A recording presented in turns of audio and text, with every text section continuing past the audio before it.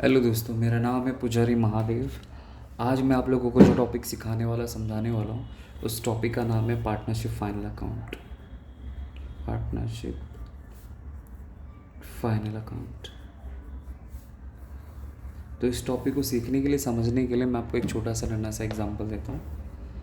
समझो कि for example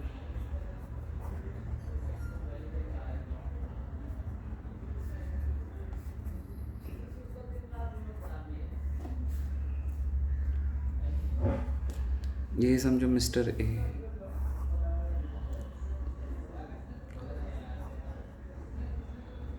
और ये समझो मिस्टर बी। एक था मिस्टर ए और एक था मिस्टर बी। दोनों को ज़िंदगी में बहुत सारा पैसा कमाना था। और किसी भी इंसान को अगर ज़िंदगी में बहुत सारा पैसा कमाना है तो वह क्या करेगा? बिज़नेस करेगा। तो कौन सा बिज़नेस करेगा? सेम वही, पार्टनरशिप बिज़नेस करेगा। तो इन दोनों ने मिलकर पार्टनरशिप बिज़नेस स्टार्ट किया। और पार्टनरशिप बिज़नेस स्टार्ट करते समय दोनों ने डिसाइड किया कि बिज़नेस में जो भी प्रॉफिट होगा, जो भी लॉस होगा, उसको हम लोग इक्वली डिस्ट्रीब्यूट करके लेंगे। इक्वली का मतलब होता है 1:1, क्योंकि दो पार्टनर है। अगर समझो वही 3 पार्टनर होते तो रेशो क्या होता है ना, 1:1:1। ठीक है, बट फिलहाल हम लोग ये रेशो कंसिडर कर रहे हैं। तो इनका PSR हो गया। PSR का मतलब होता है profit sharing ratio. Profit sharing ratio. ठीक है। तो दोनों ने पार्टनरशिप बिजनेस स्टार्ट किया और बिजनेस स्टार्ट करते समय डिसाइड किया कि बिज़नेस में जो भी प्रॉफिट होगा, जो भी लॉस होगा, हम लोग इक्वली डिस्ट्रीब्यूट करके लेंगे। तो उन दोनों ने डिसाइड किया कि 1:1 हमारा प्रॉफिट शेयरिंग रेशियो होगा। ठीक है। और समझो कि हम लोग एक ईयर कंसिडर करते हैं। जैसे ईयर बेसिकली 2 टाइप का होता है। एक समझो कि एक होता है कैलेंडर ईयर, दूसरा होता है फाइनेंशियल ईयर। जो कैलेंडर होता है वो 1 जनवरी को स्टार्ट होता है और 31 दिसंबर को ख़त्म होता है। और जो फाइनेंशियल ईयर होता है ना, वो 1 अप्रैल को शुरू होता है और 31 मार्च को क्या होता है? ख़त्म होता है। 1 अप्रैल को शुरू होगा और 31 मार्च को ख़त्म होगा। तो ज़्यादातर इंडिया वाले हम लोग बेसिकली फाइनेंशियल ईयर को फॉलो करते हैं। तो जो अप्रैल को शुरू होगा, अप्रैल, मई, जून, जुलाई, अगस्त, सितंबर, अक्टूबर, नवंबर, दिसंबर, जैन, फेब, मार्च। तो ऐसे टोटल 12 महीने यहाँ पे मैंने लिख दिए। तो हम लोग ऐसा एज्यूम करते हैं कि उन लोगों ने 1 अप्रैल को अपना बिजनेस स्टार्ट किया होगा। कभी भी कर सकते हैं इंसान, बट अकाउंटिंग ट्रीटमेंट सिखाने के हिसाब से मैं आपको समझा रहा हूँ कि समझो कि उन लोगों ने अपने बिज़नेस को 1 अप्रैल को शुरू किया और पूरा साल भर उन लोगों ने बिज़नेस किया। और पूरा साल ख़त्म होने के बाद, मतलब 31 ख़त्म होने के बाद, वो लोग पता लगाना चाहते हैं कि भाई बिज़नेस में मुझे कितना प्रॉफिट हो रहा है और कितना लॉस हो रहा है। बिज़नेस में कितना प्रॉफिट हो रहा है और कितना लॉस हो रहा है, वो पता लगाने के लिए जो टॉपिक सीखना पड़ता है ना, उस टॉपिक का नाम है पार्टनरशिप फाइनल अकाउंट। मतलब मुझे मेरे बिज़नेस का क्या पता लगाना है? प्रॉफिट और लॉस। मतलब मैं जिस टाइप का पार्टनरशिप बिज़नेस कर रहा हूँ, तो उस बिज़नेस में मुझे कितना प्रॉफिट हो रहा है, कितना लॉस हो रहा है, वो पता लगाने के लिए हम लोग को पार्टनरशिप फाइनल अकाउंट सीखना पड़ता है। तो पार्टनरशिप फाइनल अकाउंट को सीखने के लिए बेसिकली या बिज़नेस का प्रॉफिट और लॉस पता लगाने के लिए टोटल हमें 4 अकाउंट, लेजर अकाउंट क्रिएट करने पड़ते हैं। तो सबसे पहला है ट्रेडिंग अकाउंट। फिर दूसरा अकाउंट होता है प्रॉफिट एंड लॉस अकाउंट। और फिर तीसरा account partners capital account. Partners capital account. और चौथा अकाउंट होता है balance sheet statement. Balance sheet statement. तो टोटल मिला के हम लोग को 4 अकाउंट क्रिएट करने पड़ते हैं। Trading account, profit and loss account, partners capital account और बैलेंस शीट। तो एक एक करके अकाउंट के बारे में समझते कि ट्रेडिंग अकाउंट क्या होता है, प्रॉफिट लॉस अकाउंट क्या होता है। बट उसको बताने के पहले मैं आप लोगों को एक सवाल अगर मैं पूछूं कि अगर मुझे मेरे बिज़नेस का प्रॉफिट निकालना तो मैं कैसे निकालूंगा? तो सिंपल सा जवाब आपको याद रखना है कि बिज़नेस का अगर मुझे प्रॉफिट निकालना है तो मैं अपने इनकम में से अपने एक्सपेंस को माइनस कर दूंगा। मेरे बिज़नेस की जो भी इनकम रहेगा उसमें से मैं अपने एक्सपेंस को क्या कर दूंगा? माइनस कर दूंगा। बट बिज़नेस में जो इनकम होता है ना, वो 2 टाइप का होता है। एक होता है डायरेक्ट इनकम, और दूसरा होता है इनडायरेक्ट इनकम। तो डायरेक्ट इनकम वो इनकम होता है जो डायरेक्टली आपको बिजनेस से रिलेटेड होता है। Directly related to your business. अगर मेरे को समझाना चाहूँ तो मैं समझो कि इस पेन का एग्जांपल लेता हूँ, कि समझो कि इस पेन को मैं खरीदता हूँ और बेचता हूँ या बना के बेचता हूँ, कुछ भी कंसिडर करो, कि इस पेन को बेचने के बाद जो मैं पैसा कमाऊँगा ना, और वो जो मेरा इनकम होगा ना, उस इनकम को मैं बोलूँगा डायरेक्ट इनकम। जैसे समझो फॉर एग्ज़ाम्पल कि पूरे साल भर में मैंने 1 लाख पेन बेचा है, और एक पेन समझो मैंने 10 रुपये में सेल किया है, तो इसका मतलब मोटा मोटी मैंने कितना पैसा कमाया, 10 लाख रुपए कमाया। इसी टाइप का मेरा बिज़नेस है, पेन का बिज़नेस है, और पेन को बेच के मैंने 10 लाख रुपए कमाया, तो मेरा डायरेक्ट इनकम हो गया। मैं उम्मीद करता हूँ नहीं समझा। चलो ठीक है, दूसरा एग्जांपल लेता हूँ, पेंसिल का एग्जांपल लेता हूँ। चलो, तो समझो कि मैंने पूरी साल भर में 2 लाख पेंसिल बना के मैंने बेचा है, और एक पेंसिल को मैं मार्केट में 5 रुपीज़ में सेल करता हूँ, तो इसमें मैंने कितना पैसा कमाया, 10 लाख रुपए कमाया। तो ये भी मेरा बिज़नेस का डायरेक्ट इनकम हो गया। चलो, मेरा बिज़नेस है कि मैं इरेज़र बना के भी मार्केट में क्या करता हूँ, सेल करता हूँ, और पूरे साल भर में समझो मैंने 50,000 इरेज़र बनाए, और एक इरेज़र समझो मैं 2 रुपीज़ में सेल करूँ, तो इसका मतलब मैं कितना कमाऊँगा, 1 लाख रुपीज़। तो इस टाइप का जो मेरा बिज़नेस है, जैसे पेन का बिज़नेस है, पेंसिल का बिज़नेस है, इरेज़र का बिज़नेस है, किसी भी टाइप का बिज़नेस है, मतलब जिस टाइप का आप बिज़नेस कर रहे हो, उसको बेचने के बाद आपको जो प्रॉफिट होगा, बेचने का जो आपको इनकम जनरेट होगा, वो आपका कौन सा इनकम कहलाएगा, डायरेक्ट इनकम। तो उसी तरह अगर मुझे आइडेंटिफाई करना है कि इनडायरेक्ट इनकम क्या होता है, तो सेम वही है कि जो indirectly related to your business, मतलब आपके बिजनेस से वो रिलेटेड नहीं होगा, वो अलग कुछ होगा। तो अभी अलग क्या कुछ होगा, तो आप ऐसे समझो कि फॉर एग्जांपल आपके पास बहुत सारी प्रॉपर्टी है, बहुत सारी, और आपने इस प्रॉपर्टी को भाड़े पे दे दिया है, रेंट पे दिया है, तो आपको हर महीना हर साल उसके ऊपर रेंट मिलेगा, बराबर। तो ये आपका इनडायरेक्ट इनकम हो गया। समझो कि आपके पास बहुत सारा पैसा है, और बहुत सारा पैसा होने की वजह से आपने क्या बैंक में एफडी करके रखा है, तो बैंक में जब आप एफडी करके रखोगे तो बैंक वाला एवरी ईयर उसके ऊपर हमें इंटरेस्ट पे करेगा, तो ये भी मेरा कौन सा इनकम हो जाएगा, मैं इनडायरेक्ट इनकम हो जाएगा। चलो, मैंने किसी के लिए वर्क किया, मैंने किसी के लिए काम किया, तो सामने वाले ने मुझे कमीशन दे दिया, कमीशन, तो कमीशन मुझे मिल गया, तो फिर वो भी मेरा कौन सा हो जाएगा, इनडायरेक्ट इनकम हो जाएगा। या मैंने किसी कंपनी का बहुत सारा शेयर्स खरीद के रखा है, तो शेयर्स के रिटर्न में हर साल जो पैसा मिलता है उसे क्या कहते हैं, डिविडेंड। तो समझो कि मुझे डिविडेंड मिल रहा है हर साल, तो वो भी मेरे बिजनेस का क्या हो जाएगा, इनडायरेक्ट इनकम। मतलब ऐसा कोई इनकम जो आपको डायरेक्टली आपके बिजनेस से रिलेटेड नहीं, कोई दूसरी अदर एक्टिविटी से रिलेटेड है, तो वहाँ से अगर आपके पास 2 पैसा आएगा, वो आपका इनडायरेक्ट इनकम होगा। तो जो इनकम है वो 2 टाइप का होगा, एक डायरेक्ट इनकम, दूसरा होता है इनडायरेक्ट इनकम। तो आपको माइंड में सेट करना है कि देखो मैंने यहाँ पे बताया ना कि हमें मल्टीपल अकाउंट बनाने हैं। एक ट्रेडिंग अकाउंट है, दूसरा प्रॉफिट एंड लॉस अकाउंट है, तीसरा पार्टनर्स कैपिटल अकाउंट है, और चौथा बैलेंस शीट स्टेटमेंट है। तो अगर मैं trading account, profit loss account के बाद में बात करूँ, तो पहले इन दोनों के बारे में बात करता हूँ। तो पार्टनर्स कैपिटल में क्या आता है कि पार्टनर से रिलेटेड, पार्टनर के पास कितना पैसा आया, पार्टनर के पास से कितना पैसा गया, उसका हिसाब किताब हम लोग पार्टनर्स कैपिटल अकाउंट में रिकॉर्ड करेंगे। तो बैलेंस शीट में क्या आएगा, बिजनेस के आपकी क्या क्या लाइबिलिटीज़ है, बिजनेस के आपके क्या क्या एसेट्स है, वो रिकॉर्ड करेंगे।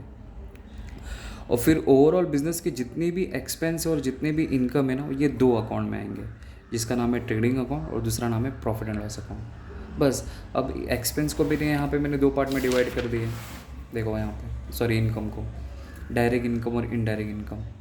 तो जो डायरेक्ट इनकम होगा ना, जो आपके बिजनेस का डायरेक्ट इनकम होगा, वो ट्रेडिंग अकाउंट में आएगा, और जो बिज़नेस का इनडायरेक्ट इनकम होगा ना, वो प्रॉफिट एंड लॉस अकाउंट में आएगा। बस ऐसा आपको याद रखना। मतलब कभी कभी ऑब्जेक्टिव में आपको पूछ सकता है कि ट्रेडिंग अकाउंट के डेबिट में हम लोग कौन सा एक्सपेंस रिकॉर्ड कर दिया, कौन सा, और ट्रेडिंग अकाउंट के क्रेडिट में कौन सा इनकम रिकॉर्ड कर दें, तो उसके लिए आपको ये बेनिफिट पड़ सकता है। तो उसी तरह जैसे इनकम में 2 पार्ट है, तो उसी तरह एक्सपेंस में भी 2 पार्ट होगा। तो उसी तरह क्या होगा, या तो वो डायरेक्ट एक्सपेंस होगा या तो इनडायरेक्ट एक्सपेंस होगा। अब डायरेक्ट एक्सपेंस वो एक्सपेंस होता है जो आपको प्रोडक्ट के अंदर नज़र आता है। जैसे फॉर एग्जांपल ये पेन आपको दिखाई दे रही है, तो इस पेन को बनाने के पीछे प्लास्टिक मटेरियल यूज़ हुआ रहेगा, रिफिल यूज़ हुआ रहेगा, ये टिप यूज़ हुआ रहेगा। मतलब जो आपको प्रोडक्ट के अंदर दिखाई दे रहा है, नज़र आ रहा है, तो समझो कि वो उस प्रोडक्ट का डायरेक्ट एक्सपेंस हो गया। और इनडायरेक्ट एक्सपेंस का मतलब आप लोग ऐसा समझो कि जो डायरेक्टली प्रोडक्शन से रिलेटेड नहीं होता, मतलब ये भी प्रोडक्शन से रिलेटेड, डायरेक्ट एक्सपेंस मतलब जो प्रोडक्शन से रिलेटेड होगा। मतलब जब आप किसी चीज़ का प्रोडक्शन कर रही हो, मैन्युफैक्चरिंग कर रही हो, उसको बना रहे हो, तो उसमें जो लगने वाला खर्चा रहता है वो आपका डायरेक्ट एक्सपेंस होता है। और जो प्रोडक्शन से रिलेटेड नहीं होता है, मतलब थोड़ा अलग खर्चा हो सकता है। तो जैसे मतलब जो खर्चे आप ऐसा समझो कि जो खर्चे इसके अंदर नहीं दिखाई देते वो आपके इनडायरेक्ट एक्सपेंस में आएंगे। जैसे फैक्ट्री में लगने वाला खर्चा, ऑफिस में लगने वाला खर्चा, और एक प्रोडक्ट को बेचने के पीछे सेलिंग में होने वाला जो खर्चा रहता है, वो सारे के सारे खर्चे इनडायरेक्ट एक्सपेंस की कैटेगरी में आते हैं। अभी इन डिटेल में बताऊंगा किसके अंदर मतलब कौन कौन सा एग्जाम्पल होता है करके, बट ओवरऑल आपको माइंड में ऐसा सेट करना है कि अगर मुझे मेरे बिज़नेस का प्रॉफिट निकालना है तो मैं कैसे निकालूंगा, अपने इनकम में से एक्सपेंस को माइनस करूंगा तो मुझे मेरे बिज़नेस का प्रॉफिट मिल जाएगा। और बिज़नेस की जो इनकम होती है वो दो टाइप का होता है, एक होता है डायरेक्ट इनकम, दूसरा होता है इनडायरेक्ट इनकम। डायरेक्ट इनकम वो होता है जो डायरेक्टली रिलेट करता है आपके बिज़नेस को, और इनडायरेक्ट जो होता है जो इनडायरेक्टली आपके बिज़नेस को रिलेट नहीं करता है, मतलब सॉरी इनडायरेक्टली रिलेट करता है। तो मैंने आपको जो यहाँ पे एग्जांपल दिया है वो बस वो याद रख लेना, ठीक है। तो सबसे पहले हम लोग जो सीखेंगे वो है ट्रेडिंग अकाउंट। ट्रेडिंग अकाउंट तो बेसिकली ट्रेडिंग अकाउंट क्या होता है, तो याद रखो trading account is a nominal account. Trading account जो होता है वो नॉमिनल अकाउंट होता है। तो नॉमिनल अकाउंट का रूल क्या बोलता है, नॉमिनल अकाउंट का रूल बोलता है कि बिज़नेस के जो भी एक्सपेंस है, जो भी एक्सपेंसेस होते हैं, जो भी लॉस होते हैं, आप उसको हमेशा डेबिट में लिखो। और बिज़नेस के आपके जो भी इनकम्स होंगे या बिज़नेस का आपका जो भी प्रॉफिट होगा ना, आप उसको हमेशा क्रेडिट में लिखो। बस इसी लॉजिक के ऊपर नॉमिनल अकाउंट काम करता है। मतलब माइंड में सिंपल से सेट करना है कि एक्सपेंस की बात होगी, लॉस की बात होगी, डेबिट में आएगा, इनकम और प्रॉफिट की बात होगी तो क्रेडिट में आएगा। और बेसिकली ट्रेडिंग का मतलब क्या होता है, buying and selling of goods and services. Buying and selling of goods and services. इसका मतलब जो इंसान गुड्स का ट्रेड करता है, ट्रेड का मतलब होता है कि गुड्स को खरीदता है बेचता है, खरीदता है बेचता है, खरीदता है बेचता है। सर्विस के केस में भी ऐसा कि सर्विस खरीदता है बेचता है, खरीदता है बेचता है, तो उसके उसमें जो लगने वाला खर्चा है या उससे जो पैसा कमाने वाला जो भी चीज़ है, वो सारी की सारी चीज़ें ट्रेडिंग अकाउंट में आती हैं। तो अभी आपको इन डिटेल में बताऊंगा कि इसके अंदर क्या आता है, बट मोटा मोटे आपको ऑब्जेक्टिव के हिसाब से आपको याद रखना है कि ट्रेडिंग अकाउंट एक नॉमिनल अकाउंट होता है। नॉमिनल अकाउंट का रूल बोलता है कि एक्सपेंस और लॉस को डेबिट में लिखो और इनकम और प्रॉफिट को क्रेडिट में लिखो। अगर नॉमिनल अकाउंट अगर आपको याद दिलाओ उस रूल के हिसाब से, तो बोला जाता है कि डेबिट ऑल एक्सपेंसेस और losses and credit all income और गेन। गेन मतलब प्रॉफिट हो गया, बट आप शॉर्टकट में ऐसा याद रखो ऐसा, ठीक है। बट सवाल ये उठता है कि ट्रेडिंग अकाउंट बनाने से पता क्या चलेगा, तो याद रखना कि ट्रेडिंग अकाउंट बनाने से हमें क्या पता चलता है मालूम है, कि बिजनेस का ग्रॉस प्रॉफिट और ग्रॉस लॉस पता चलता है। ग्रॉस प्रॉफिट और ग्रॉस लॉस। ग्रॉस का मतलब होता है total profit, total profit total loss. मतलब मैंने अभी कुछ इसमें से एक्सपेंस माइनस नहीं, मतलब कुछ एक्सपेंस मैंने माइनस करके आंसर निकाला, अभी और एक्सपेंस माइनस करना बाकी है जो हम लोग बाद में सीखेंगे। तो अभी मैंने कौन सा एक्सपेंस माइनस करके प्रॉफिट निकाला तो अभी बताऊंगा आगे स्टोरी में, तो आपको समझेगा। फिलहाल आपको माइंड में सेट करना है कि ट्रेडिंग अकाउंट बनाने से बिजनेस का ग्रॉस प्रॉफिट और ग्रॉस लॉस पता चलता है, ठीक है। तो मैं आगे लिख के दिखा दूँ ट्रेडिंग में क्या क्या आता है करके। तो देखिए, तो मैंने यहाँ पे ट्रेडिंग अकाउंट बनाया, the trading account for the year ended 31 मार्च। जो भी क्वेश्चन में आपको ईयर लिख के दिया रहेगा वो आपको फॉलो करना है। तो आपका फॉर्मेट आपको प्रेजेंट इस तरह करना है, ऐसा लिखना है trading account for the year ended, मतलब पूरे साल भर में कितना खर्चा क्या लगा करके। तो पर्टिकुलर्स रुपीज़। जो डेबिट में है, डेबिट में आपका आएगा डायरेक्ट एक्सपेंस और क्रेडिट में आएगा डायरेक्ट इनकम। अब डायरेक्ट एक्सपेंस क्या होता है, डायरेक्ट इनकम क्या होता है, मैंने अभी लास्ट टाइम पे आपको बताया था, ठीक है। तो यहाँ पे मैंने सारे के सारे एग्जांपल एक साथ लिख दिए हैं, और लिखने के बाद आपको 1 बाय 1 आपको समझाता है ये सब क्या होता है। अगर आपको समझ में आ गया तो इजीली आप लोग ट्रेडिंग अकाउंट को क्रैक कर सकते हैं, ठीक है। तो चलिए शुरू करते हैं। तो सबसे पहले आपको याद रखना है कि ट्रेडिंग अकाउंट में जब भी आप लोग प्रॉब्लम सॉल्व करोगे ना, तो ये 4 आइटम आपको याद रखना है, फर्स्ट, सेकेंड, थर्ड और फोर्थ। मतलब कैसा कि जब भी आप लोग प्रॉब्लम सॉल्व करोगे ना, तो आपको ये क्या करना है कि 4 आइटम पहले आपको लिख के ले लेना। मतलब ट्रेडिंग अकाउंट के डेबिट में ये 2 आइटम हमेशा आपको टॉप पे लिखना है, क्रेडिट में ये आइटम हमेशा टॉप पे लिखना है, और क्रेडिट में ये थोड़ा सा बॉटम में थोड़ा नीचे जाके क्लोजिंग स्टॉक ये आपको नीचे लिखना है। अब ये क्या होता है मैं आपको समझाता हूँ। तो जब कोई शुरुआत में अपना कोई बिज़नेस करता है ना, तो इस बिज़नेस का कोई ओपनिंग स्टॉक नहीं होता है, क्योंकि वो क्लोजिंग स्टॉक होने के बाद इसका ओपनिंग स्टॉक बनता है। बट मैं आपको ऐसा मोटा मोटी समझाने के हिसाब से मैं आपको समझाता हूँ बेसिकली ओपनिंग स्टॉक क्या होता है, ऐसा समझो जस्ट समझाने के हिसाब से। तो समझो कि फॉर एग्जांपल ओपनिंग स्टॉक ऐसा समझो कि समझो कि मैंने एक छोटा सा नन्हा सा प्यारा सा एक मोबाइल शॉप शुरू किया है, और मैंने क्या किया स्टार्टिंग में, समझो स्टार्टिंग में मोबाइल फ़ोन बेचने के लिए मैंने 1000 मोबाइल फ़ोन ख़रीद के लाया, 1000 मोबाइल फ़ोन। और समझो कि एक मोबाइल फ़ोन 10 रुपीज़ में मिल रहा है, मतलब ऐसा तो मिलता नहीं बट आपको समझाने के हिसाब से बता रहा हूँ। तो टोटल मिला के खर्चा कितना हो गया 10,000, अगर मैं मल्टीप्लाई करूँगा टोटल 10,000 का खर्चा लग गया। ठीक है। तो बिज़नेस स्टार्ट करते समय आप जो स्टॉक लेके आते हो, बिज़नेस स्टार्ट करते समय जो आप स्टॉक लेके आते हो वो आपका कौन सा स्टॉक बन जाएगा मालूम है, ओपनिंग स्टॉक। और ओपनिंग स्टॉक डेबिट में मैंने क्यों लिखा है, क्योंकि मेरे लिए खर्चा है, मतलब कोई मेरे को फ्री में आके स्टॉक नहीं देगा। मतलब देखो ना, मैंने यहाँ पे बताया आपको कि मैंने स्टार्टिंग में 1000 मोबाइल फ़ोन खरीदा और एक मोबाइल फ़ोन की कीमत समझो 10 रुपये है, तो ये 10,000 आ गया। तो ये 10,000 मेरा ओपनिंग स्टॉक हो गया, तो ये मेरे लिए खर्चा है, इसलिए डेबिट में यहाँ पे आएगा। अब उसी के बाद फिर मैंने नीचे लिखा है परचेज़ का मतलब मैंने जितना मोबाइल फ़ोन स्टार्टिंग में ख़रीद के लाया सारा का सारा सोल्ड आउट हो गया। तो मुझे क्या करना पड़ेगा, और एडिशनली क्या करना पड़ेगा, मोबाइल फ़ोन परचेज़ करके लाना पड़ेगा। तो समझो कि मैंने और 2000 मोबाइल फ़ोन परचेज़ करके लाया, और एक मोबाइल फ़ोन समझो मुझे 10 रुपीज़ में मिला, तो अब मेरा टोटल खर्चा कितना हो गया 20,000 रुपीज़। तो जो मैं एक्स्ट्रा एडिशनल जो मोबाइल फ़ोन परचेज़ करके लाया वो मेरा बन जाएगा परचेज़, और ये भी मुझे फ्री में नहीं मिलने वाला, मैं इसके लिए भी 2 पैसा खर्च करूँगा, तो मेरे लिए खर्चा है, इसलिए डेबिट में आ जाएगा। अब उसके नीचे मैंने लिखा है माइनस करना रहता है आपको परचेस रिटर्न या फिर रिटर्न आउटवर्ड। अब परचेस रिटर्न का दूसरा नाम होता है रिटर्न आउटवर्ड। अब इसमें से क्या माइनस करना रहता है, ऐसा समझो कि मैंने स्टार्टिंग में 2000 मोबाइल फ़ोन ख़रीद के लाया, जिसमें से समझो कि 200 मोबाइल फ़ोन थोड़ा डिफेक्टिव था, ख़राब था, डैमेज था, उनका कंडीशन अच्छा नहीं था। तो मुझे क्या करना पड़ेगा, वो रिटर्न करना पड़ेगा। तो अब मुझसे कल को कोई पूछेगा चलो बताओ कि तुम्हारे पास कितना, आपने एग्जैक्टली कितना फ़ोन एक्चुअल में ख़रीद के लाया, तो मैं क्या करूँगा 2000 में से अपना 200 माइनस कर दूँगा। तो माइनस करने का जो मेरे पास बचेगा वो मेरा हो जाएगा परचेज़, एग्जैक्ट परचेज़ का वैल्यू आएगा।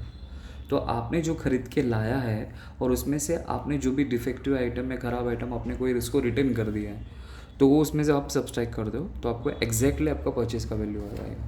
तो सेम आपको यहाँ पे याद रखना है कि जब भी आप परचेज़ रिकॉर्ड करोगे तो परचेज़ रिकॉर्ड करते समय उसके नीचे माइनस करेंगे परचेज़ रिटर्न। अगर क्वेश्चन में होगा तो माइनस करना है, नहीं रहेगा तो माइनस करने की कोई ज़रूरत नहीं है। और परचेज़ रिटर्न का दूसरा नाम होता है रिटर्न आउटवर्ड। अब इसको रिटर्न आउटवर्ड क्यों बोलते हैं मैं आपको बाद में बताऊंगा, फिलहाल याद रखना कि परचेज़ रिटर्न का दूसरा नाम होता है रिटर्न आउटवर्ड। तो जो चीज़ माइनस करने वाले उसको ब्रैकेट में हाईलाइट कर देंगे। तो ये भी मेरे लिए खर्चा है, मतलब इसमें से माइनस करेंगे, फाइनल आंसर इधर आ जाएगा। फिर उसके बाद देखो मैंने नेक्स्ट आइटम लिख के दिया वेजेस। तो वेजेस किसको मिलता है, जो बंदा फैक्ट्री में काम करता है उसको वेजेस मिलता है। तो आप ऐसा माइंड में सेट कर लो कि मैं कसम खाता हूँ कि ट्रेडिंग अकाउंट में वही आइटम रिकॉर्ड करूँगा जो फैक्ट्री से रिलेटेड आइटम होगा और गुड्स से रिलेटेड जो आइटम होगा। अब गुड्स वाला तो मैंने यहाँ पे लिखा नहीं, आपको आने वाले लेक्चर में पता चल जाएगा कि मैं यहाँ पे क्यों बता रहा हूँ। फिलहाल अभी जस्ट आपको नॉलेज के हिसाब से आप फैक्ट्री वाला माइंड में सेट करो बस, ठीक है। तो जो बंदा फैक्ट्री में काम करता है उसको क्या पे करना पड़ता है, वेजेस पे करना पड़ता है, मेरे लिए खर्चा है इसलिए डेबिट में। नेक्स्ट लिखा है कैरेज इनवर्ड। कैरेज इनवर्ड का मतलब क्या होता है कि जैसे कि मैंने यहाँ पे आपको मैंने बताया कि मैं 2000 फ़ोन मोबाइल परचेस करके लाया, 1000 मोबाइल फ़ोन परचेस करके लाया, तो क्या लगता है मैं सबको गोद में उठा के लाऊंगा या हाथ में पकड़ के लाऊंगा, नहीं। मैं क्या करूँगा, इन सब का ट्रांसपोर्टेशन का मेरे को कॉस्ट लगेगा, आने जाने का खर्चा। जैसे कि मैंने टेम्पो में लाया या ट्रक में लाया या टैक्सी में लाया या ऑटो में लाया, कैसे भी मैं लेके आ सकता हूँ। तो जो आने जाने का खर्चा लगता है, मतलब मटेरियल को मंगाने के पीछे जो आने जाने का खर्चा लगता है उसे कहते हैं कैरेज इनवर्ड। और कैरेज इनवर्ड का दूसरा नाम होता है फ्रेट इनवर्ड। दोनों का मतलब एक ही होता है, आने जाने का खर्चा। तो ये मेरे लिए खर्चा है इसलिए डेबिट में। फिर लिखा है ऑक्ट्रॉय ड्यूटी। ऑक्ट्रॉय ड्यूटी का मतलब होता है, आप लोग ऐसा समझो कि सिंपल लैंग्वेज में बोलूँ तो टोल नाका, याद रखो ऐसा, टोल नाका। तो बेसिकली कैसा रहता है कि आप रहते हो ए वाले एरिया में और दूसरा आपका जो पार्टी है वो बी वाले एरिया में रहता है। ये बॉर्डर है समझो, ये एक एरिया इस तरफ है, दूसरा एरिया यहाँ पे इस तरफ है। तो ए वाले बंदा बी वाले बंदे को समझो सेल कर रहा है, समझो लैपटॉप सेल कर रहा है। ए वाला बंदा जब बी वाले बंदे को लैपटॉप सेल करेगा तो वो एक एरिया छोड़ के फिर उसको दूसरे एरिया में जाना पड़ेगा। तो जब एक एरिया छोड़ के दूसरे एरिया में जाते हो ना, तो आपको टोल नाके के ऊपर कोई टैक्स पे करना पड़ता है, जिसको बोलते हैं ऑक्ट्रॉय ड्यूटी। जैसे भी हम लोग रहते हैं मुंबई में, ठीक है, और मुझे गुड्स सप्लाई करना थाने में, तो मुंबई से जब थाने में मैं सप्लाई करूँगा तो उस गुड्स को जो मैं सप्लाई कर रहा हूँ, तो वो सप्लाई के हुए गुड्स के ऊपर जो मुझे टैक्स पे करना पड़ेगा उसको, उसी को बोलते हैं ऑक्ट्रॉय ड्यूटी। इसको हिंदी में बोले तो चुंगी नाका बोलते हैं, चुंगी नाका, और आपको समझेगा नहीं तो फिलहाल आप लोग ऐसा याद रखो, टोल नाका याद रखो बस। टोल नाका के ऊपर गुड्स के ऊपर जो टैक्स पे किया जाता है उसको कहते हैं ऑक्ट्रॉय ड्यूटी। ये मेरे लिए खर्चा है, इसलिए डेबिट में। नेक्स्ट लिखा है इम्पोर्ट ड्यूटी। इम्पोर्ट ड्यूटी का मतलब क्या होता है? इम्पोर्ट ड्यूटी वो होता है जब मैं आउट ऑफ इंडिया से कोई सामान खरीद के बाहर गांव से लेके आ रहा हूँ। जैसे मैं रहता हूँ इंडिया में, ठीक है, मैं चाइना से कोई चीज़ खरीद के इंडिया में लेके आ रहा हूँ, तो उस टाइम पे जो गवर्नमेंट को टैक्स पे करना पड़ता है उसे कहते हैं इम्पोर्ट ड्यूटी। तो वो भी मेरे लिए खर्चा है, इसलिए डेबिट में। तो सर फैक्ट्री से कैसा हो गया? जैसे देखो मैं कोई चीज़ खरीद के लेके आ रहा हूँ, ठीक है, तो मैं इसका इस्तेमाल कहाँ पे करूँगा? फैक्ट्री के अंदर ही करूँगा। तो फैक्ट्री में जो भी लगने वाला खर्चा है वो ट्रेडिंग के डेबिट में आएगा। ऑक्ट्रॉय ड्यूटी भी ऐसा है कि मटेरियल को मतलब ख़रीद के लेके आ रहा हूँ, उसके ऊपर जो कुछ भी खर्चा हो रहा है इसको एंड ऑफ द डे मैं इसको कहाँ पे यूज़ करने वाला? फैक्ट्री के अंदर यूज़ करने वाला हूँ, इसलिए वो फैक्ट्री में लगने वाला खर्चा इसलिए इधर आएगा। तो सबको आपको ऐसे ही समझने का है। फिर उसी तरह लिखा मैंने कोल गैस एंड वाटर, मतलब बड़ी बड़ी फैक्ट्री के अंदर मतलब काम करने के लिए कोयले की ज़रूरत पड़ती है, गैस की ज़रूरत पड़ती है, पानी की ज़रूरत पड़ती है। बिना उसके तो हम लोग काम ही नहीं कर सकते। तो ये भी फैक्ट्री में लगने वाला खर्चा, क्योंकि ये सब चीज़ आपको फ्री में नहीं मिलने वाली, इसके लिए आपको पैसा पे करना ही करना है। तो मेरे लिए खर्चा है इसके डेबिट में। नेक्स्ट लिखा पावर एंड फ्यूल। बड़ी बड़ी मशीन को चलाने के लिए हॉर्स पावर की ज़रूरत पड़ती है, फ्यूल की ज़रूरत पड़ती है। तो ये भी मेरे को फ्री में नहीं वाला है, इसके पीछे मेरा खर्चा होने वाला है, इसलिए मेरा खर्चा है इसलिए डेबिट में। नेक्स्ट लिखा है वर्क्स मैनेजर सैलरी।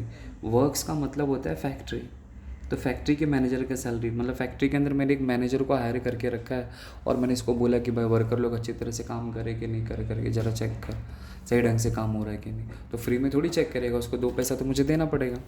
तो वर्क्स मैनेजर सैलरी भी मेरे लिए खर्चा है, फैक्ट्री से रिलेटेड खर्चा है, इसलिए डेबिट में।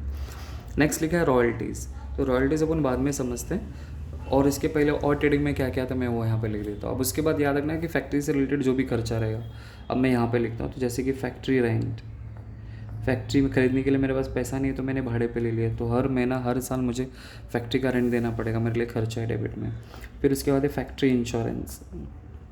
मैंने फैक्ट्री का इंश्योरेंस निकाल के रखा है, कल को अगर आग वाग अगर लग गया और कुछ जल के मतलब कुछ मेरा नुकसान हो गया तो फिर मैं तो उतना झेल नहीं पाऊँगा। तो इसलिए इंसान क्या करता है, उस लॉस से बचने के लिए इंश्योरेंस निकाल के रखता है। तो फैक्ट्री इंश्योरेंस मेरे लिए खर्चा है। फिर है उसके बाद फैक्ट्री लाइटिंग, ऐसा बस फैक्ट्री में लगने वाला लाइटिंग का खर्चा बस। तो जो भी फैक्ट्री से रिलेटेड जो भी खर्चा रहेगा वो सब इसके अंदर आ जाएगा। अब हम लोग बात करते हैं ट्रेडिंग अकाउंट की क्रेडिट साइड में, जहाँ पे आपका आएगा डायरेक्ट इनकम। तो जिसमें क्या है, सबसे पहले आपको टॉप पे क्या लिखने का है? सेल्स लिखने का है। सेल्स मतलब जब तक मैं सेल ही नहीं करूँगा, जब तक मैं बेचूंगा ही नहीं, तो मेरे पास इनकम आएगा कैसे, जनरेट कैसे होगा?